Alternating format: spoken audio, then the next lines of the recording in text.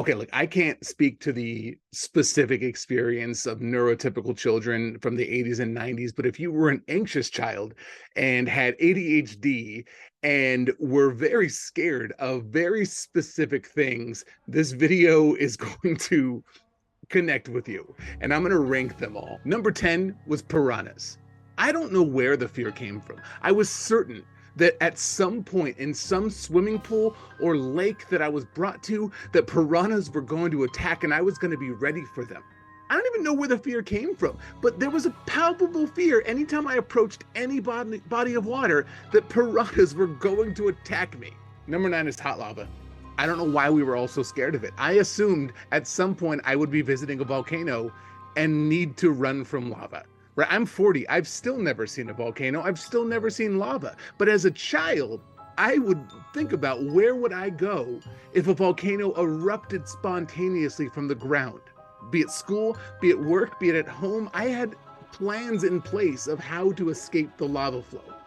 Number 8 is something you don't hear a lot about, but as a child, and I know if you're my age or roughly around my age, this is something that you spent time thinking about. It's spontaneous human combustion.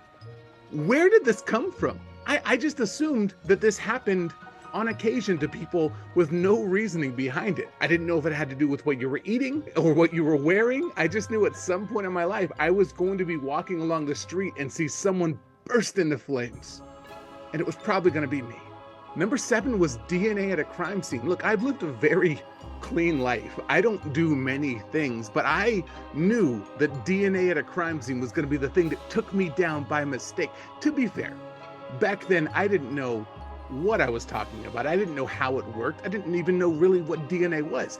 But I was certain that I was going to be at the museum one day and a museum robbery would take place and they would find something of mine there, a piece of my hair, and that would be the thing that took me down. To be fair, DNA evidence is still very shaky, but that's an entirely separate video. Number 6 is mattress tags. Mattress tags. I was certain it was like a heinous crime akin to robbing a bank. And you tell an ADHD kid not to rip the mattress tag off. What's the first thing I did? Ripped it right off. There was nary a mattress in my house with a tag on it. I would even do it at friends' houses. It was like the most rebellious thing I did, and I knew that I wasn't supposed to do it. Or in my mind, I was like, this is wrong. I'm committing a crime. Why was that a thing? Okay, now we're getting to the big ones. These are ones that I guarantee, even if you didn't connect with these, the first 10 through 6, these are the ones that are gonna get to you. Gum in my stomach. Gum in my stomach. I was certain every time I swallowed gum, it would be there for 7 years. Did you know that you just poop it out? Gum doesn't live in your stomach for 7 years. Do you know how much gum I would have in my stomach to this day? Well, I guess maybe not to this day, I'm old, but for years, if that were true, there would be no room for food. My only guess is that this was told to us as children so that we wouldn't eat our gum and choke on it, or I can't even think of the logical reason for it. But we all knew, don't swallow it. It's gonna be in your belly for 7 years. Number 4 is the Bermuda Triangle. Why was I so scared of the Bermuda Triangle? Why was this something that I remember having discussions about on the playground? I'd plan trips in my mind and be like, well, wherever I go, avoid the Bermuda Triangle. And as a child, I was like, why do planes keep flying into it if they're all disappearing? I assumed that planes just went missing all the time. I assumed adults were idiots. And to be fair, as an adult, I've been proven right on that point on many occasions, but I just couldn't, it didn't make sense to me as a child. Why were all of these planes flying into the Bermuda Triangle and disappearing? Why wasn't there a national outrage over all these missing people? And the reason was because it wasn't a thing. I'm almost positive it came from an episode of DuckTales. But did DuckTales decide to talk about the Bermuda Triangle because the fear already existed? Or did the fear stem from this one show that almost all of us were watching after school every day? If someone knows the answer, please put it in the comments. Number 3 is alien abduction. I don't know if this is a highly personal thing because of one childhood story I had with my father where he pointed at a star in the sky. It was moving. It was like a a comet, or maybe it was a satellite, it was something, but he said, hey, look, those are aliens. They took me when I was a child. They're probably going to come for you one day. And then I saw the movie Signs, and that confirmed everything. I've talked about my father being a bad person before. That one specifically messed me up for years, but I know I wasn't alone. I know this happened to other people who did not have terrible fathers. But every single time a car would drive by our apartment window, I was like, here it is. That's it. They're coming for me. I'm going to get abducted tonight. I was certain it was going to happen to me, and that I would just come back covered in some weird gelatinous material and nobody would believe me.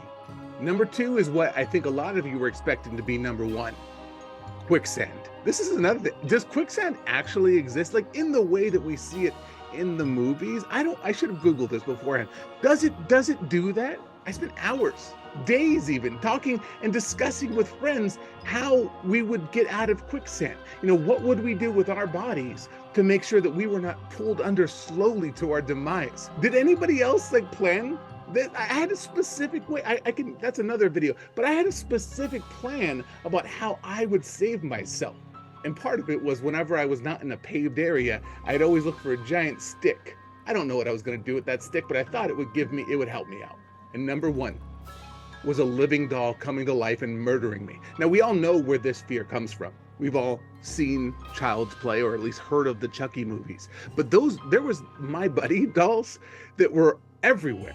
And in my mind, Chucky was just a slightly different model of the My Buddy doll. And so I'd see that doll and I would stare at it and I would be nice to it. I would treat it kindly. I would compliment the doll. I'd be like, hey, that's a very beautiful My Buddy doll you have there. Would be a shame if anything happened to it. That sounds like a threat now. What was I doing? If the doll was going to come to life, it was going to get me. And so I didn't like stuffed animals even. I didn't want any sort of stuffed item that could come to life and murder me and my family and my dreams. I don't know why I saw those movies. Those came out when I was a wee child. Who was showing me these movies? I saw each and every one of them as they came out somehow.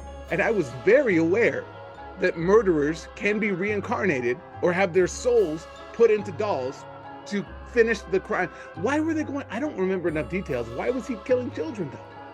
Why wouldn't I be safe? Even murderers sometimes have an ethical code.